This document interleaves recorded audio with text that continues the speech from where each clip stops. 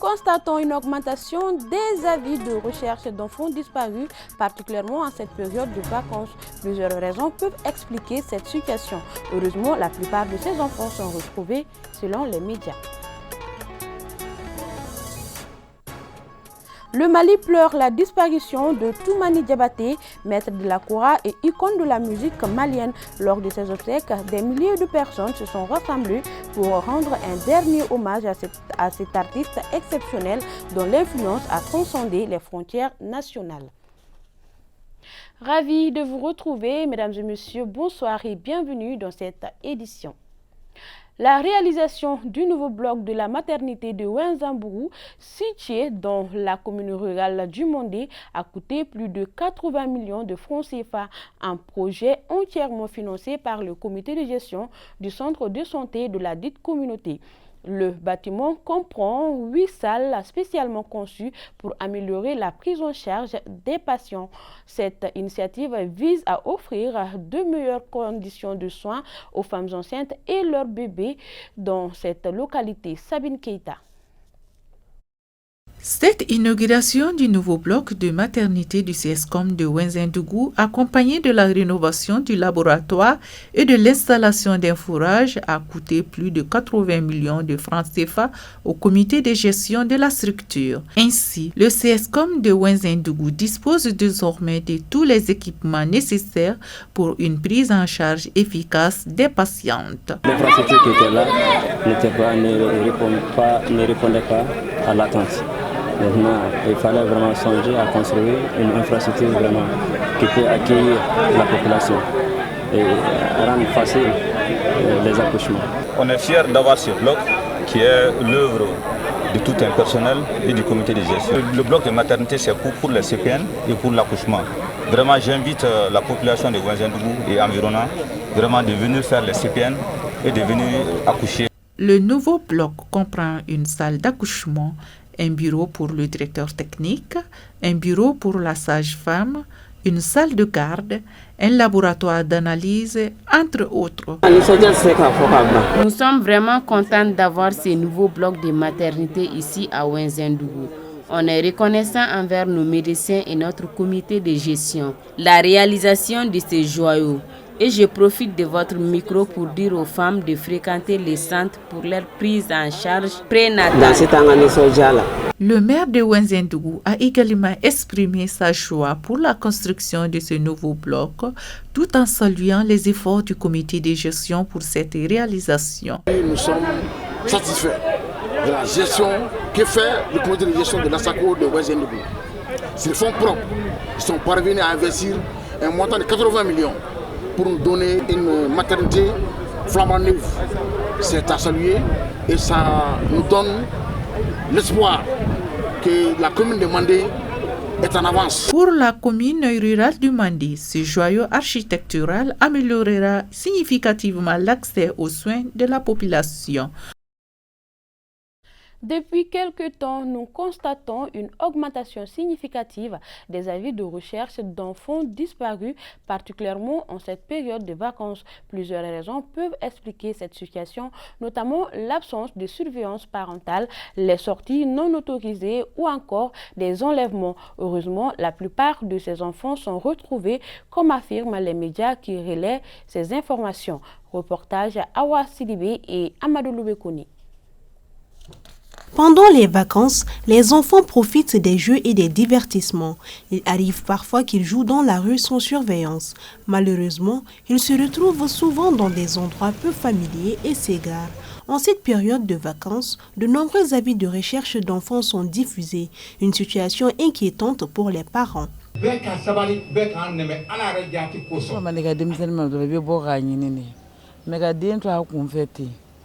Lorsqu'ils laissent leurs enfants jouer dehors, les parents ne les surveillent pas toujours.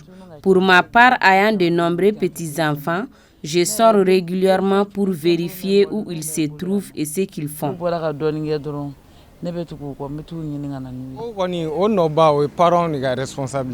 Les enfants ne connaissent rien. Parfois, on voit des parents confier la surveillance d'un enfant à un autre un peu plus âgé. Cependant, ce dernier peut également être distrait par le jeu et il arrive que les deux se perdent, car aucun d'entre eux n'est encore mûr. La plupart des enfants égarés sont retrouvés grâce aux moyens de communication tels que la radio, la télévision et surtout les réseaux sociaux. Généralement, c'est 3 sortes de personnes qui viennent faire les annonces. Souvent, tu vas trouver des citoyens de bonne volonté qui voient les enfants égarés, qui n'arrivent pas à se retrouver. Donc, ces bonnes volontés récupèrent ces enfants, les amènent ici à la radio. C'est l'annonce la plus difficile parce qu'on regarde l'enfant, nous-mêmes on décrit l'enfant. Son teint, sa taille, les habits qu'il porte. Ensuite, il y a les parents eux-mêmes qui viennent nous dire que leurs enfants, au retour de l'école, au retour de la fête, n'est plus retourné à la maison. En ce moment, c'est eux qui décrivent l'enfant et ils donnent des numéros de téléphone où on peut les joindre en cas de retrouvailles. Troisième genre d'annonce, ça c'est les enlèvements d'enfants. Mais à 90%, toutes les annonces se trouvent dans une position favorable. Aujourd'hui, nous sommes aux alentours de plus d'un, je veux dire qu'on a atteint les 1 million d'abonnés sur notre page. On a compris la sensibilité de nos abonnés. Quand on publie seulement, l'avis de recherche est beaucoup plus partagé que toutes les informations sur la plateforme. Dès qu'on publie, en 5 minutes ou en 1 minute, en 10 minutes, on dépasse les 100 partages. Pendant 1 semaine ou 3 jours avant qu'on ne retrouve la personne, on peut se retrouver à 2000, 3000, 4000, jusqu'à 5000 partages. Par semaine, on a au moins des avis de recherche qu'on publie. Je peux dire si c'est 100 avis de recherche publiés en un mois, 99 sont retrouvés.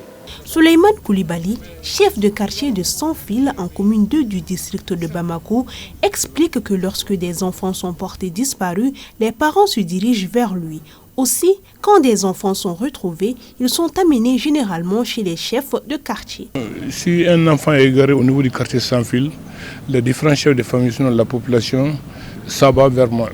Ma fonction de chef de quartier m'oblige à les recevoir et à les prendre.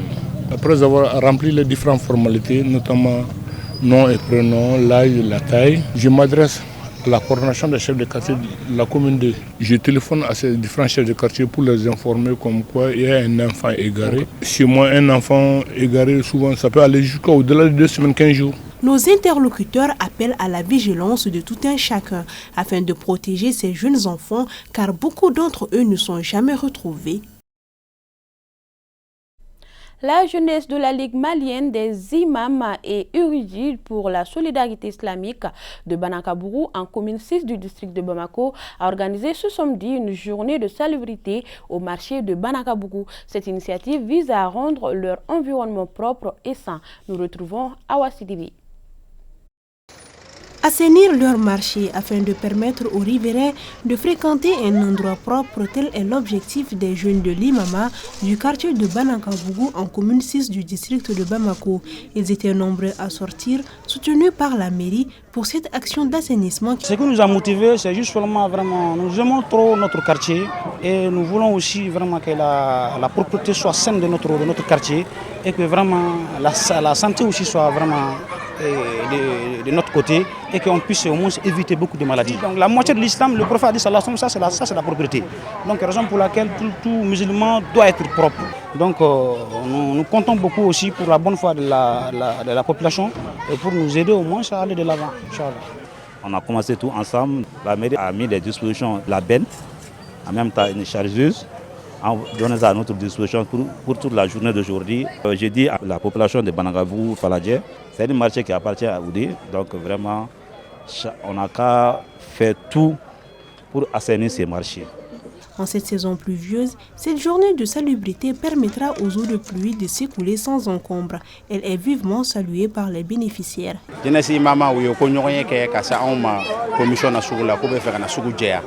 de l'imam sont venus nous voir pour cette journée et nous avons participé avec plaisir. Nous avons profité de l'occasion pour sensibiliser sur le danger de déverser des ordures dans les caniveaux en cette période de pluie.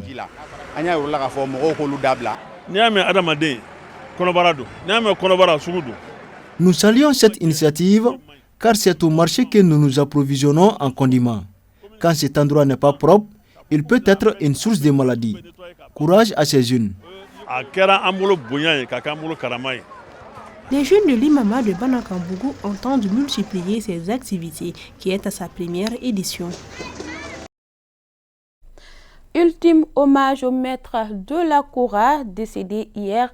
Toumani Diabaté a été accompagné en sa dernière demeure cet après-midi. Autorités, monde de la culture, parents et amis, bref, des milliers de personnes étaient rassemblées pour saluer la mémoire de l'illustre disparu. Un moment chargé d'émotions, marqué par des témoignages sur le parcours de l'homme. Toumani Diabaté avait 58 ans. Merci à vous de l'avoir suivi. Bonne suite de programme sur ERTM2.